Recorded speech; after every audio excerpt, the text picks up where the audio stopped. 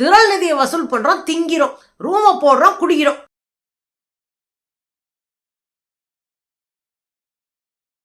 வணக்கம் தோழர்களே. ஈரோடு இடைத்தேர்தல்ல ஒரு சம்பவம் நடந்திருக்குங்க. நாம் தமிழர் கட்சியே எங்க ஏரியாவுக்கு ஓட்டு கேட்டு வராதீங்கன்னு அடிச்சு விரட்டி இருக்கிறாங்க ஈரோடு தொகுதி மக்கள். இது பெரிய பரபரப்பை உண்டாக்கி இருக்கிறது. நாம் தமிழர் சீமானுக்கு நெஞ்சு வலியே வந்துருச்சு. அவங்க என்ன நினைச்சாங்கன்னா, விழுப்புரம் விக்கிரவாண்டி இடைத்தேர்தல் வந்துச்சுல, அதுல ஒன் மேன் ஆர்மி மாதிரி இறங்கி போய் போறவங்க வர்றவங்க அமைச்சர்கள் எல்லாத்தையும் கேவலப்படுத்தி இந்த கும்பல் மிதி வாங்குச்சு. உங்களுக்கு நல்லா ஞாபகம் இருக்குன்னு நினைக்கிறேன். அமைச்சர் கூட்டத்தை கூட்டி வைப்பாரு, அங்கன போய் நின்னுக்கிட்டு மைக்க போட்டு அவங்களோட மல்லு கட்டி அவங்க அடிக்க வந்து ஏராளமான சம்பவம் ஆச்சு. அது மாதிரி நினைச்சுக்கிட்டு இங்கேயே உருட்டிடலாம்னு நினைச்சாங்க. மக்கள் இங்க முழிச்சுக்கிட்டாங்க. எங்க ஏரியாவுக்கு என்ன தைரியத்துல நீ வருவனா அடிச்சு வெளுத்து விரட்டி விட்டு இருக்கிறாங்க. ஏங்க, நமக்கு சந்தோஷங்க. தற்குறிகள், இந்த சமூகத்திற்கு எப்போதும் நேர்மையாக நடக்காதவர்கள், அரசியலுக்கு லாயக்கற்றவர்கள். அப்புறம் மக்கள் வரட்டு தான் செய்வாங்க. அதை நம்ம முழுசா அப்புறம் பார்ப்போம், சரிங்களா? நேத்து நான் முழுக்க சமூக வலைத்தளங்கள்ல நான் பார்த்துக்கிட்டு இருக்கேன். பார்த்தீங்கன்னா ஒரு 4-5 வீடியோக்கு மேலங்க, தாய் தமிழ் உறவுகளே, அடிமைப்பட்டு கிடக்கிற தமிழ் சமூகத்தை என்னடா தாய் தமிழ் உறவுகள் அடிமைப்பட்டு கிடக்கிற தமிழ் சமூகமா? இந்தியாவில் மற்ற எந்த மாநிலத்திலும் இல்லாத முன்னேற்றமும் அறிவு வளர்ச்சியும் சமூக புரட்சியும் நடந்திருக்கிற மண்ணு தமிழ் மண்ணு. இங்க நின்றுகிட்டு அவங்க காசு பிச்சை எடுக்கிறதுக்கு சாயந்தரம் ஆயிருச்சுன்னா வெள்ளச்சாமி பாட ஆரம்பிச்சிருவான்ற மாதிரி இடைத்தேர்தல் எப்படா வரும்னு உட்கார்ந்துட்டு இருப்பானுங்க போல இருக்குங்க. படக்குன்னு போய் திரள் நிதியை அப்படி திரட்டிடுறானுங்க. அதுலயும் தினுசா அந்த பட்டம் பாக்குறேன். எப்பயும் வீராவசனம் பேசக்கூடிய அண்ணே காசு கேட்க போகும்போது மட்டும் அண்ணனுக்கு வாய்ஸ டவுன் பண்ணிடுவார். செத்தவங்கையில வெத்தலவா கொடுத்த மாதிரி இருந்தா அப்படி உட்கார்ந்து பேசுவார். இன்னைக்கு பார்த்தா ஒரு பொம்பளை பிள்ளைங்க 4-5, இங்கிட்ட ஆம்பளை பசங்க நிறைய ஆளுக்கால திரள் நிதி கேட்கிறானுங்க. ஆளுக்கால ஒரு வங்கி கணக்கை கொடுத்துக்கிட்டு அதுல ஃபுல்லா காசை வசூல் பண்ணி தர்றாங்க உங்களுக்கு. எப்பா, இதுல என்ன தெரியுமாங்க, எப்படா எலெக்ஷன் வரும்னே இந்த கும்பல் உட்கார்ந்துருக்கும் போல இருக்கு. வந்துருச்சுன்னா இறங்கி வசூல் வேட்டதான். ஜெயிக்கிறோம், தோக்குறோம், விடுதலையை பத்தி யோசிக்கிறோம், எங்களுக்கு லாங் டர்மா கற்பனை இருக்கு, கனவு இருக்கு, தமிழர்களுடைய வாழ்க்கையை அதெல்லாம் ஒரு மண்ணும் கிடையாது. என்ன, திரள் நிதியை வசூல் பண்றோம், திங்கிறோம், ரூம போடுறோம், குடிக்கிறோம். இதுதான் இந்த கும்பலுடைய வேலை. இப்ப பாத்தீங்கன்னா ஈரோடு இடைத்தேர்தலை மையமா வச்சுக்கிட்டு வசூல் வேட்டையில இறங்கி சும்மா கதற விட்டுட்டு இருக்குங்க. இது ஒரு பக்கம் நடக்குதுங்க. ஓட்டு எப்படி கேட்பாங்க சொல்லுங்க? ஓட்டு எப்படி கேட்பாங்க? நேரா போவாங்க, ஐயா நாங்க நேர்மையான ஒரு அரசியல் கட்சியில இருந்து வர்றோம், நாங்க இந்த சமூகத்தை மாற்றணும்னு நினைக்கிறோம், இந்த மாறுதலுக்கு எங்களுக்கு நீங்க உதவணும், எங்களுக்கு ஒரு முறை வாக்களியுங்கள், உங்கள் சார்பா நாங்க களத்துல நின்று போராடுவோம், அதிகாரத்தை எதிர்ப்போம். இப்படித்தானே கேட்பாங்க. இந்த அம்மா புசுக்குன்னு போய் காலில் விழுந்துருச்சுங்க. ஏங்க, வீதியா காலில் விழுந்தா என்னைக்குங்க ஓட்டு கேட்கறது? இன்னொன்னு கேட்கிறேன், மண்டியிடாத மானம், அந்த மண், இதெல்லாம் பேசுற இல்ல, புசுக்குன்னு ஒரு பிள்ளை காலில் விழுகுதியா வெறும் ஓட்டுக்காக? எவ்வளவு தன்மானமற்ற கும்பல்னு பாருங்க. வெற்றிக்காக எந்த கேடுகட்டத்தனத்தையும் செய்வேன்ற கும்பல் இது. அதுக்கு ஒரு உதாரணம் இது.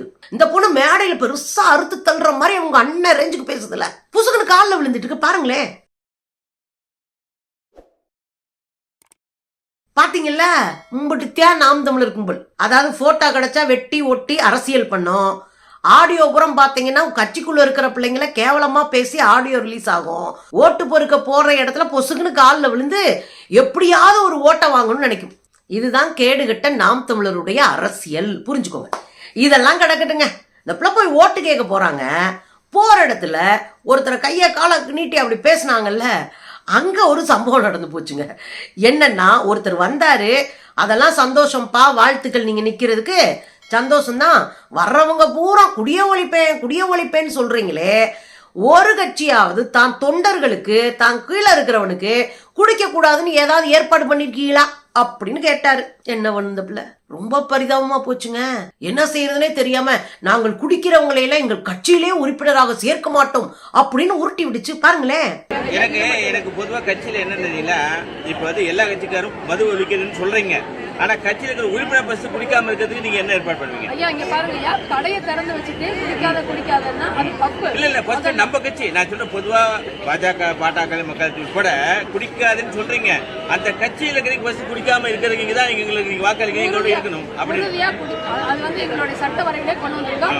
மது அருந்த கூடாது, மது அருந்திட்டு இந்த கட்சிக்கு வரக்கூடாது. அப்படி வந்து எங்க கட்சியிலே உள்ளவங்க மது அருந்துறது நாங்க சொல்றதுதான், கட்சிக்கு வர்றவங்க மது அருந்த கூடாது, தடை. அப்படி வர மாதிரிதான் நீ கட்சிக்கு வராங்க. ஆமா, அதுதான் என்னுடைய குறிக்கோள்.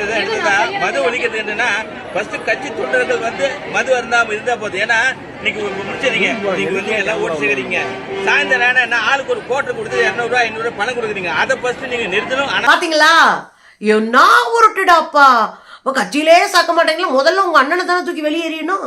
எங்க அவரு தானே மடா குடிகாரனா உட்காந்து குடிச்சிட்டுறாரு. சீமானுக்கு 7.5 நாக்கு, 7.5 இழுக்கவும் செய்வாப்ல, 7.5 மாதிரி மாத்தி மாத்தி பேசுவாரு. அப்படி ஒண்ணு பேசுறாரு, டாஸ்மார்க்கை ஒழிக்கணும், மதுவை ஒழிக்கணும், நான் அதை ஒழிப்பேன் அப்படின்னு உளர்றாரு. சொல்லி முடிச்சுட்டு மறுநாள் பாத்தீங்கன்னா கார்ல ஃபுல் குடி போய் இன்டர்வியூ கொடுத்தா உளறி தள்ளுறாரு. பாருங்களேன். உங்க அப்பம்ட்ட காசுல குடிக்கிறேன், குடு, நீ கொடுத்தா கூட வேற கடைக்கு போறேங்குது. இப்ப ரொம்ப மனசே வலிக்குதுண்ணா. இது எப்படியாவது இருக்கணும்னா சரி, உங்களெல்லாம் மூடிட்டா வேலைக்கு என்ன, நாங்க பிச்சை எடுத்து கூட பிழைச்சுக்கிறோம்னா இதை மூடி விட்டுருங்க. குஷ்டரோகி கையில் இருக்கிற வெண்ணெய்க்கு சமம்ன்றாரு. அந்த வெண்ணெயை தான் நீங்க ரொம்ப நாளா நக்கிட்டு கிடக்குறாங்க. உங்களுக்கு புரியுதா? உங்களுக்கு அண்ணா பேச்சே கேட்கல அவங்க. சட்டப்பேரவையே ஒழுங்கா இயங்குதாங்கிறது சொல்றது. பாத்தீங்கல்ல, அந்த குடிச்சுட்டு அவங்க அண்ணன் உளர்னதை பாத்தீங்களா? இந்த ஆளை கட்சியில வச்சுக்கிட்டு இந்த ஆள், இந்த அம்மா தமிழ்நாட்டவே புரட்டி போடக்கூடிய புரட்சி பண்ண போறாங்களாம். இங்க இருந்து புரட்சி ஆரம்பிக்க போறாங்களாம். ஏமா உங்க ஒன்னன் தம்பிங்களை பூரா ஒழுங்கா இருக்க சொல்லுமா. நாம் தமிழர் கும்பல்லாம் நல்லா வசூல் பண்ணி 5 ஸ்டார் ஹோட்டல்ல ரூமை போட்டு மொத்தமா தண்ணி அடிச்சு எம்புட்டு வீடியோ இருக்கு, வேணும்னா கேளு, நானே அனுப்பி விடுறேன். இந்த கேடுகட்டவர்களுக்கு வச்சுக்கிட்டு குடிய ஒழிக்க போறாங்களா இந்த அம்மா. சரி, ஏதோ ஒண்ணு இருந்து தொலையட்டும். அதுல சாதி ஓட்டு எனக்கு வேண்டாம். சாதி பார்த்து நான் ஆள்கள் நிப்பாட்ட மாட்டேன். எனக்கு சாதி ஓட்டு என்பது சாபக்கேடு, எனக்கு சாபம். அது எனக்கு தேவையில்லை சாதி ஓட்டு. யாரு? நம்ம அண்ணாத்த சீமான் சாதி ஓட்ட தொடமாட்டாராம். அப்புறம் என்ன சொல்லுவாரு? சாதி மதம் சாமி பாக்குறவன் மக்களை நினைக்க மாட்டான். அப்புறம் இதெல்லாம் பார்க்காத மக்களை நினைப்பான. பாருங்க இந்த வீடியோவை, மிச்சத்தை வச்சு செய்வோம். சாதி மதம் சாமியை பற்றி சிந்திப்பவன் பேசுபவன் மக்களை பற்றி சிந்திக்க மாட்டான். பாத்தீங்கல்ல, இப்பதாங்க எனக்கு நிறைய கேள்வி வருது. என்னவா? சாதி மதம் சாமி பார்க்கறவன் மக்கள் நினைக்க மாட்டான். ஜாதியே தமிழ்ல இல்லைன்றோம், தமிழ்நாட்டுல இல்லைன்றோம், தமிழ் குடிகளுக்கு ஜாதி இல்லைன்றோம். ஜாதி என்ற சொல்லை வடமொழி சொல்றோம். ஜாதிக்கு நிகரான ஒரு சொல்லும் தமிழில் இல்லைன்றோம். ஆனா இது குடி என்ற சொல் இருக்குல்ல, குடி, குடின்னா ஒரு குலம், அது ஜாதி கிடையாது. அங்க வந்து உட்காந்துட்டு குடிப்பெருமை அப்படின்னு பேசி தெரியுது இந்த பீஸ். சரி, அதுதாங்க பேசினா அப்படின்னா, ரோஷினி நாடார்னு சிவநாடாரோடைய பொண்ணு, இந்த சிவநாடாரோடைய பொண்ணு ரோஷினி நாடார், நான் நாடார்ன்றதுக்கு ஏன் வெக்கப்படணும்னு ஒரு கடிதம் எழுதுனாங்களாம். அதை எடுத்து வச்சுட்டு எவ்வளவு பெருமையா இருக்கு தெரியுமா அப்படின்னு சாதி பெருமை பேசினவர் தான் இந்த சீமான். அப்புறம் சாமி பெருமை, ஏங்க சாமி இல்ல கடவுள் இல்லன்னு உருட்டி மேட மேடையா ஏறி தனக்கான வளத்தை சேர்த்துக்கிட்டு கடைசியில காவடி தூக்குன பீஸ் தானே இது. முறிய எங்க முப்பாட்டன் சொன்னவர் தானே இவரு. அதாவது பரவாயில்லங்க, அவர் போய் காவடி தூக்குனா பரவாயில்ல, மற்றவர்கள் என்ன சொன்னாரு? செக்கு மரச்செக்கு நல்லெண்ணெய்க்கு மாறுவதை போல நீங்கள் தாய் மதம் திரும்ப வேண்டும். இது கேடுகட்டத்தனமா இல்ல, சில்லறத்தனமா இல்ல? இஸ்லாமியர்களையும் கிறிஸ்தவர்களையும் பாட்டு அவமரியாதையாக ஒரு சங்கி பயலா நின்னு பேசல. நீங்க சாதி பார்க்க கூடாதுன்றீங்க, சரி. சாமி பார்க்க கூடாதுன்றீங்க, சரி.